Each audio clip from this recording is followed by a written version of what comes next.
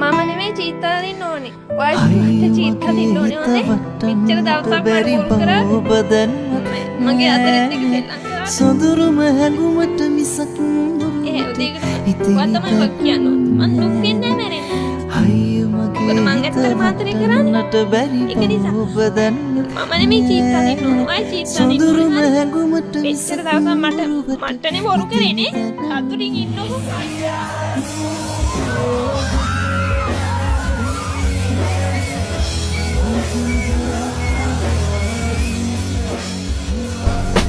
මේ සංකාවේ ලෝකේ මවුලෝනා ආදෙවුනාවේ ප්‍රේමේ නැවිලා මට ආයෝනා